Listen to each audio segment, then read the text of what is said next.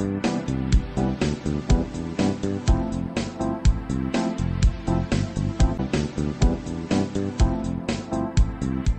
यज्ञ की इस अनोखी कक्षा में आपका स्वागत है।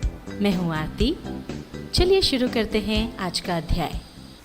अभी हमने मार्कशीट के उदाहरण के ज़रिए इफ फंक्शन का उपयोग सीखा। अब आइए हम एक और उदाहरण से इसे सीखते हैं।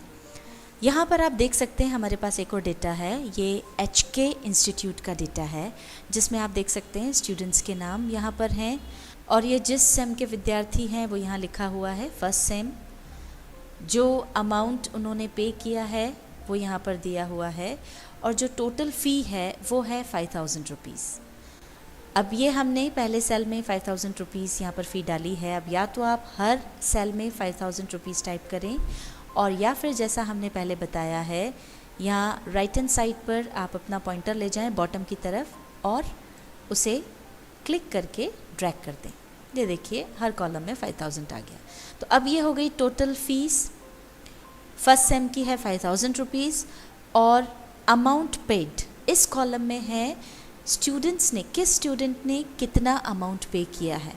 यहाँ पर आप देख सकते हैं कि कुछ स्टूडेंट ने तो जो फ़ी है वो पूरी भर दी है, पे कर दी है। 5000 तो 5000 दे दिया है। कुछ स्टूडेंट्स ने 5000 से कम अमाउंट पे किया है और कुछ स्टूडेंट्स ने ज़्यादा अमाउंट पे कर दिया है। तो अब हम यहाँ पर बैलेंस अमाउंट निकालना चाह रहे हैं। हम चाहते हैं कि अगर जितनी फ़ी है उतनी भर दी हो तो यहाँ पर बैलेंस अमाउंट 0 आ जाए।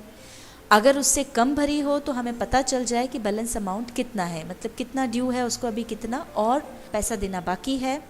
और अगर ज़्यादा भरी हो तो जाहिर है अब बैलेंस अमाउंट तो कुछ भी नहीं है बल्कि उसने एडवांस में पे किया है, तो बैलेंस अमाउंट की जगह पर 0 आ जाए। और इसके लिए चूँकि यहाँ पर कंडीशन है हमें इफ फंक्शन का उपयोग करना होगा। इसके लिए हम सबसे पहले चूँकि बैलेंस अमाउंट हम जानना चाह रहे हैं यहाँ पर हम क्लिक कर देंगे।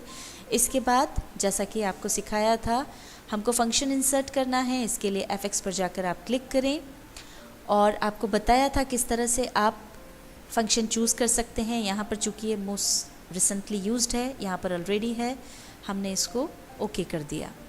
ये फंक्शन आर्ग्यूमेंट्स हमारे सामने आ गए। इसको हम थोड़ा सा नीचे कर लेते हैं ताकि हम देख सकें। अभी देखिए यहाँ पर अब हमको सबसे पहले लॉजिकल टेस्ट टाइप करना है। अब हम क्या जानना चाहते हैं, हमें बैलेंस अमाउंट पता करना है। बैलेंस अमाउंट पता करना है तो उसके लिए हमको टेस्ट क्या लगाना है कि जो हमारा अमाउंट पेड है वो हमारी जो टोटल फ़ी है उससे कम है क्या, क्योंकि अगर वो उससे कम होगा तभी कितनी बैलेंस अमाउंट आ रही है जो उसको पे करना है वो पता चलेगी। तो लॉजिकल टेस्ट हमने यहाँ पर जो देना है वो देना है कि अमाउंट पेड यानी जो ई कॉलम है, ई कॉलम में हमारा 4th रो है। जैसा हमने आपको पहले बताया था कि अमाउंट डालने की बजाय सेल रेफरेंस डालना ज़्यादा ठीक होता है क्योंकि वो फिर सब पर लागू हो जाता है। उससे हमको बार बार फार्मूला बदलना नहीं पड़ेगा। तो हमने पहले इस अमाउंट को सिलेक्ट किया जो है E4। ये हमने सिलेक्ट कर लिया। अब ये अमाउंट अगर टोटल फ़ी यानी D4 से छोटा होगा तो ही हमको बैलेंस अमाउंट मिलेगा। तो इसके लिए अब हम यहाँ पर निशान लगाएंगे लेस देन का। तो E4, if E4 less than D4, इसको सिलेक्ट कर लिया। अब ये हमारा लॉजिकल टेस्ट है कि अगर E4 यानी अमाउंट पेड टोटल फ़ी से कम है तो हम क्या जानना चाहते हैं। उसके लिए हम ये नीचे आए कि हमने जो लॉजिकल टेस्ट दिया है यदि वो ट्रू है तो टोटल फ़ी में से हम उस अमाउंट को घटाएं ताकि हमको बैलेंस अमाउंट पता चल जाए। इसके लिए हम पहले चुनेंगे D4 और इसमें से माइनस करेंगे E4 को। तो माइनस का निशान लगा दें और इसके बाद सिलेक्ट कर लें E4 ताकि हमको बैलेंस मिल जाए। अगर ये फॉल्स है यानी E4 D4 से छोटा नहीं है यानी जो अमाउंट पे की है वो टोटल फ़ी से कम नहीं है बल्कि ज़्यादा है तो जाहिर है कि ये वैल्यू फॉल्स हो गई।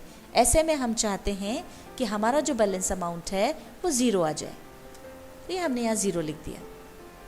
अब हम ये जो भी हमने फॉर्मूला लगाया है इसको हमें लागू करना है ताकि हमको बैलेंस अमाउंट मिल जाए। तो इसके लिए हम ओके पर जाएंगे और क्लिक कर देंगे। ये देखिए यहाँ पर हमारा रिजल्ट आ गया। चूँकि यहाँ पर जो अमाउंट पे किया था वो टोटल फ़ी के बराबर है, यानी बैलेंस अमाउंट कुछ भी नहीं बचा, इसलिए 0 आ गया है। जबकि दूसरे केस में टोटल फ़ी से जो अमाउंट पे किया है वो कम है, तो यहाँ पर हमको बैलेंस अमाउंट चाहिए कितना बचा है।